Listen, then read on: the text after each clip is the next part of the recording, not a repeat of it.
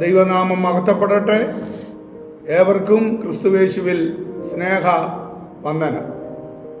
നമ്മുടെ വാഴ്ത്തപ്പെട്ട കർത്താവ് പഠിപ്പിച്ച പ്രാർത്ഥനയിൽ ആദ്യം പറഞ്ഞ കാര്യം നിന്റെ രാജ്യം വരേണമേ എന്ന് പ്രാർത്ഥിപ്പാനാണ് തൻ്റെ ശിഷ്യഗണത്തെ ഓർമ്മപ്പെടുത്തിയത്. യഹൂദന്മാർ ദൈവരാജ്യത്തെക്കുറിച്ച് സൂചിപ്പിക്കാത്ത ഏതൊരു പ്രാർത്ഥനയെയും ഒരു പ്രാർത്ഥനയായി അവർ കണക്കാക്കിയിരുന്നില്ല. സ്വർഗത്തിൽ നിന്റെ ഹിതം നടക്കട്ടെ, ഭൂമിയിൽ നിന്നെ ഭയപ്പെടുന്നവർക്ക് സമാധാനം നൽകണമേ എന്നതാണ് ഒരു യഹൂദൻ്റെ ഏറ്റവും ചെറിയ പ്രാർത്ഥന.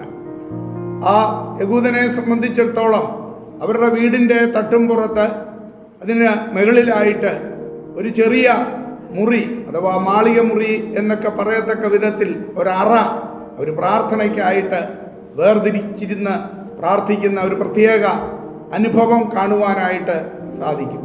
നമ്മുടെ വാഴ്ത്തപ്പെട്ടവനായ കർത്താവും അഥവാ രഹസ്യത്തിൽ കാണുന്ന പിതാവിനോട് പ്രാർത്ഥിപ്പാൻ പഠിപ്പിച്ചു. അഥവാ അത് ഒരു ഏകാഗ്ര സ്ഥാനത്തെക്കുറിച്ചാണ്, ഏകാഗ്രതയോടെ നാം പ്രാർത്ഥിക്കേണ്ടുന്നതായ ആവശ്യകതയെക്കുറിച്ചാണ് അവിടെ നമുക്ക് കാണുവാൻ കഴിയുന്നത്.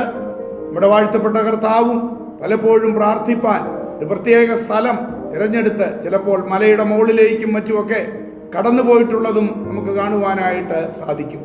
ഇവിടെ അഥവാ ആ ക്രിസ്തുവിൻ്റെ രാജ്യം വരേണം എന്നുള്ളതാണ് ഏതൊരു ദൈവ പൈതലിൻ്റെയും പ്രത്യാശ.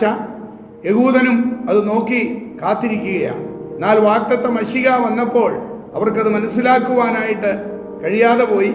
എങ്കിലും ആ മശിഹ വന്ന് രാജ്യം സ്ഥാപിക്കും എന്നുള്ളതായ വലിയ പ്രത്യാശയോടുകൂടിയാണ് യഹൂദാജനവും ആയിരിക്കുന്നത്.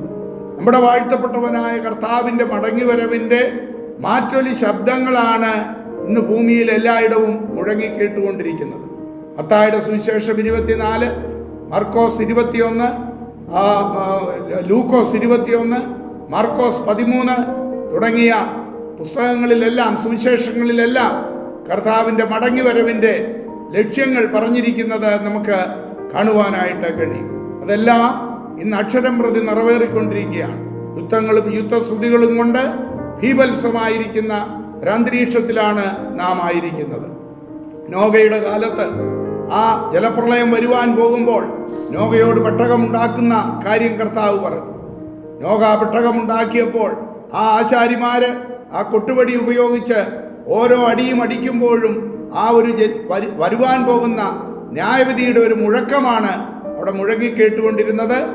എങ്കിൽ പോലും അവർക്കാർക്കും അത് മനസ്സിലാക്കുവാനായിട്ട് കഴിയാതെ പോയി. ഇക്കാലത്തും നാം കേൾക്കുന്ന ഈ യുദ്ധശ്രുതികൾ, ഓരോ ദിവസവും പൊട്ടുന്ന ബോംബുകൾ, മിസൈലുകൾ, ഇതെല്ലാം ഒരു വിളംബരം ചെയ്തുകൊണ്ടിരിക്കുകയാണ്. കർത്താവിൻ്റെ രാജ്യം സ്ഥാപിക്കുവാനായിട്ട് ഇതാ എത്രയും വേഗം പോകുന്നു. അതിൻ്റെ മാറ്റൊലി ശബ്ദങ്ങളാണ് നാം കേട്ടുകൊണ്ടിരിക്കുന്നത്. ഇന്ന് ഇസ്രായേലില്, പാലസ്തീനില്, ഇറാനില്, അതേപോലെ മറ്റ് പല ഇടങ്ങളിലൊക്കെ ആയിട്ട് വലിയ യുദ്ധശ്രുതികൾ മുഴങ്ങിക്കേട്ടുകൊണ്ടിരിക്കുകയാണ്.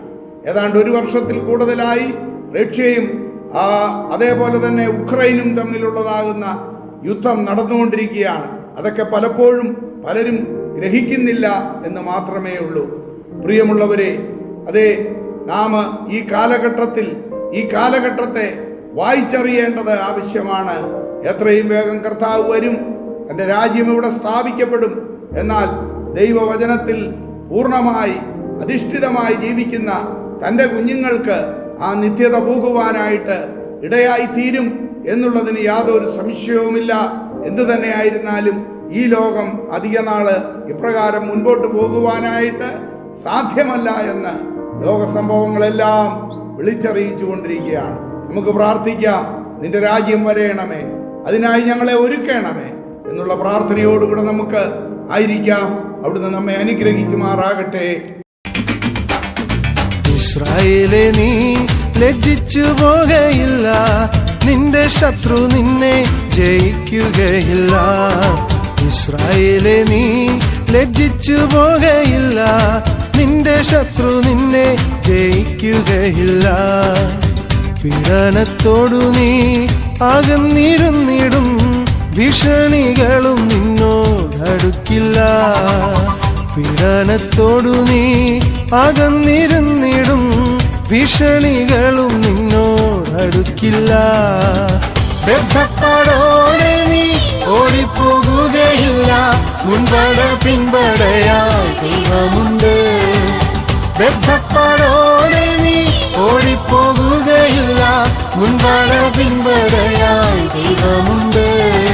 ഇസ്രായേലേ നീ ലജ്ജിച്ചു പോകയില്ല, നിന്റെ ശത്രു നിന്നെ ജയിക്കുകയില്ല.